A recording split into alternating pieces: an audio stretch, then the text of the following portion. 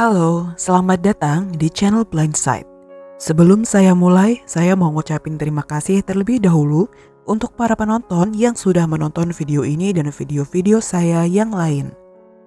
Dan untuk para subscriber, saya ucapkan terima kasih sudah mendukung channel ini sampai sejauh ini. Semoga kalian selalu diberikan kesehatan dan kelancaran urusan. Terima kasih juga untuk kritik dan sarannya, karena semua itu berharga untuk kemajuan channel ini. Kali ini saya akan membawakan cerita tentang kasus seorang siswa yang ditemukan gantung diri di hutan. Apa yang sebenarnya terjadi? Langsung saja simak cerita lengkapnya. Bagian 1, Kematian Mark Billington. Pada tahun 1968, Roy Tudell, anak laki-laki yang berusia 14 tahun di Surrey, Inggris, dihabisi oleh pria bernama Brian Lanfield. Dia ditangkap dan dipenjara setelah DNA-nya terhubung dengan Roy dan dia mengakui perbuatannya. 2 hari setelah Roy ditemukan, seorang anak laki-laki bernama Adrian Stevens yang berusia 13 tahun ditemukan tergantung. Sebelumnya dia pergi naik sepeda untuk melakukan pekerjaannya berkebun untuk bibinya yang tinggal di sebuah desa yang tidak jauh dari tempat yang dituju Roy Tudell ketika Field menculiknya. Kasus ini kemudian terhubung dengan adanya korban baru beberapa tahun kemudian, tepatnya pada tahun 1984. Seorang anak sekolah lainnya bernama Mark Billington yang berusia 15 tahun berangkat dari rumahnya di West Midlands, Birmingham, England, menggunakan sepeda untuk bermain di lapangan. Namun, dia tidak pernah terlihat lagi dan ditemukan tergantung di hutan seperti halnya Adrian Stevens. Dan ternyata, rumah Brian Lanfield yang menjadi pelaku pada kasus tahun 1968 hanya berjarak beberapa mil dari sana. Mark Billington bukanlah anak kandung. Dia diadopsi sejak kecil dan mendapatkan kasih sayang yang utuh dari keluarganya. Oleh karena itu, dia tumbuh sebagai anak yang bahagia dan memiliki sifat yang baik sehingga banyak orang menyukainya. Dia pergi keluar pada hari Sabtu tanggal 1 September tahun 1984 saat itu untuk bermain layang-layang. Ketika dia tidak muncul untuk mengumpulkan koran pada pukul 5:30 sore, agen koran menelpon keluarganya untuk menanyakan keberadaannya. Keluarganya merasa ada sesuatu yang terjadi pada Mark. Karena dia adalah anak yang lembut dan dapat diandalkan, jadi dia tidak mungkin lupa atau tidak muncul dengan sengaja tanpa memberi kabar sebelumnya. Oleh karena itu, keluarganya segera melaporkan hal itu pada polisi dan sebuah pencarian mulai dilakukan. Proses pencarian tersebut memakan waktu berminggu-minggu, tetapi tidak menemukan apapun. Petugas polisi Bangling West Midlands bahkan membawa orang tuanya, Roy dan Winifred Billington, menemui seorang medium spiritualis bernama Doris Stokes setelah putus asa mencari Mark tanpa hasil. Namun, setelah 10 minggu mengalami ketidakpastian yang menyiksa bagi keluarga tersebut, tubuh Mark yang membusuk akhirnya ditemukan di hutan 11,2 km dari rumah mereka di Birmingham dalam keadaan tergantung. Pada awalnya, polisi sempat menduga bila Mark bundir. Tentu saja ini adalah teori yang tidak dapat dipahami oleh keluarganya. Karena Mark memiliki keterbatasan dalam hal kemampuan fisik. Dan mereka berpikir bahwa dia tidak mungkin bisa mengikat simpul pada tali yang bisa mengakhiri nyawanya itu. Selain itu, tidak ada alasan yang dapat diinvestigasi mengenai motif apa yang membuatnya ingin mengakhiri hidupnya. Petugas koroner kemudian memberikan putusan terbuka dan menyatakan bahwa tidak ada cukup bukti untuk menentukan apa yang telah terjadi pada Mark Billington. Bagian 2, Penyelidikan polisi. Pada tahun 2001, sebuah penyelidikan pembunuhan akhirnya diluncurkan. Beberapa orang ditahan, namun tidak ada dakwaan. Mereka yang ditahan adalah para remaja pada tahun 1984 dan pernah terlihat di beberapa tempat yang pernah dikunjungi Mark pada hari kejadian itu. 1. Terlihat di sebuah lapangan tempat Mark menerbangkan layang-layangnya dan satu lagi di luar sebuah bangunan atau bank yang pernah dikunjungi Mark sebelum kejadian. Sayangnya bukti-bukti yang dikumpulkan saat dia ditemukan telah dibuang karena putusan pengadilan tidak mengindikasikan adanya pelanggaran dalam kematiannya sehingga polisi tidak menyimpannya. Namun, banyak spekulasi yang membuat masyarakat geram. Saat itu polisi melaporkan bila sepeda biru Mark ditemukan di dekat tubuhnya dan tidak jauh dari situ terdapat sebuah mobil yang terbakar yang telah dicuri sehari sebelum dia menghilang dan diperkirakan mungkin ada hubungannya dengan Mark. Sedangkan seorang jurnalis berpengalaman bernama Lida Reynolds menyatakan dengan tegas bahwa sepeda itu tidak pernah ditemukan. Oleh karena itu dia berpikir bisa saja sepeda itu dicuri oleh seseorang yang baru saja menemukannya atau diambil oleh sang pelaku dan dibuang. Hal ini membuat polisi tampak seperti sedang menyembunyikan beberapa detail mengenai kasus ini. Karena sepeda itu dirakit sendiri oleh Mark, jadi dia tidak akan meninggalkannya begitu saja. Kemudian, layang-layang yang seharusnya diterbangkan Mark pada hari itu juga ditemukan dalam keadaan tercabik-cabik, yang mana hal ini bukanlah sesuatu yang mungkin dilakukan oleh dirinya sendiri. Dan terakhir, tidak ada goresan dan tanda-tanda di sekitar area tersebut yang mungkin menimbulkan dugaan jika Mark gantung diri.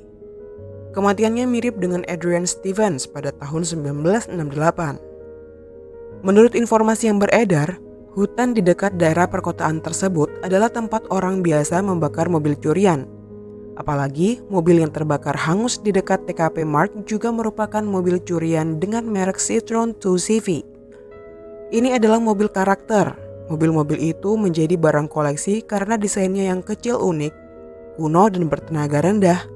Namun, saat itu mobil ini tidak begitu banyak dicari dan bukan jenis mobil yang bisa dikendarai dengan mudah. Jadi, mobil curian ini dan kematian Mark Billington belum bisa dipastikan terhubung.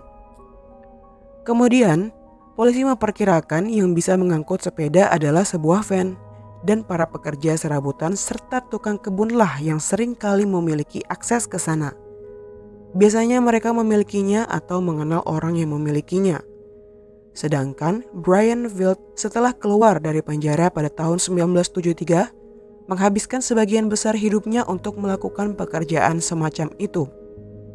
Dia dikenal memiliki mobil van.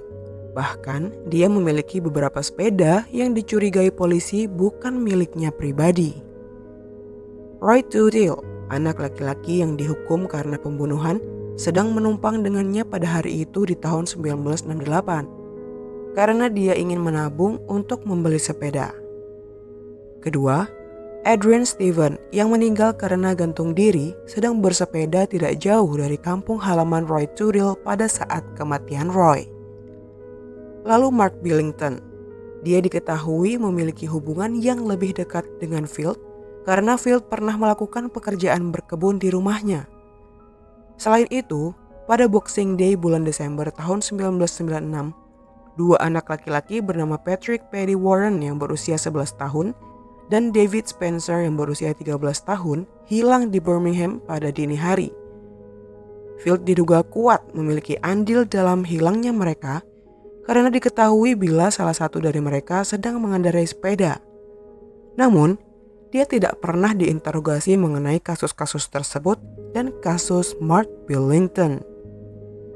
Bahkan, beberapa tahun kemudian, tepatnya pada bulan Mei tahun 2022, ketika orang tua Mark Billington kembali mengajukan permohonan untuk mendapatkan perdamaian dan keadilan bagi putri mereka, kasus ini masih belum juga terpecahkan.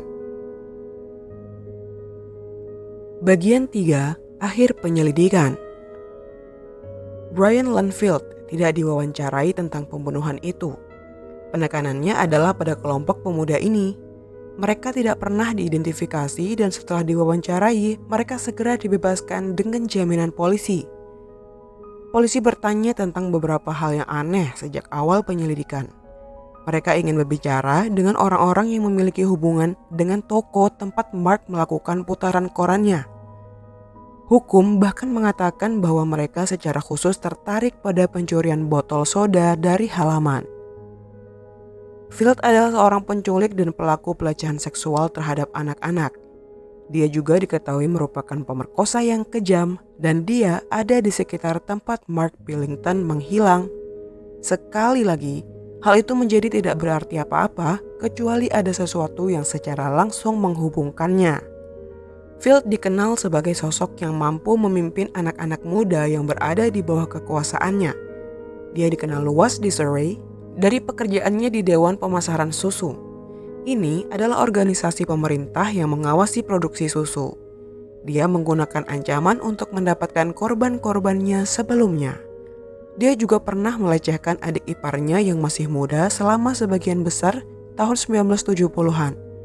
Adik iparnya inilah yang memberikan bukti penting kepada polisi yang menyebabkan Field dihukum atas pembunuhan Roy Turrell. Dia memberikan keterangan bahwa dia diancam agar tidak masuk ke garasi tempat mayat Roy disimpan. Dari hal itu dapat diketahui bahwa penyelidikan awal atas apa yang terjadi pada Roy Turrell adalah cacat. Namun alasannya cukup bagus. Seorang saksi mengatakan bahwa kendaraan yang kemungkinan membawa anak sekolah itu adalah kendaraan yang berbeda dengan yang dimiliki Field. Kemudian, pada tahun 1968 ketika Adrian Stevens ditemukan tergantung, polisi yang sama yang baru saja mulai menyelidiki pembunuhan Roy Turrell menyelidiki kematian Adrian. Pada tanggal 1 Mei tahun 1968, hanya beberapa hari kemudian mereka mengatakan bahwa kasus tersebut tidak terkait dan Adrian telah bunuh diri. Hal itu membuktikan bila segala kemungkinan bisa terjadi. Bisa jadi polisi tahu siapa yang mungkin membunuh Mark Billington dan mereka yakin itu bukan Brian Field. Kesalahan yang sering dilakukan oleh para detektif adalah mengasumsikan bahwa polisi melewatkan sesuatu hanya karena seseorang tidak dihukum dan dipenjara. Selain itu, polisi tidak bisa berspekulasi di ranah publik seperti yang dilakukan masyarakat pada umumnya, sehingga hasil akhirnya adalah mereka bingung. Karena mereka bisa terlihat tidak kompeten ketika mereka tahu kebenarannya, tapi tidak bisa membuktikan kebenaran itu. Oleh karena itu, tidak ada yang dapat dipastikan dari kasus ini. Bahkan, temuan penyelidikan sangat minim.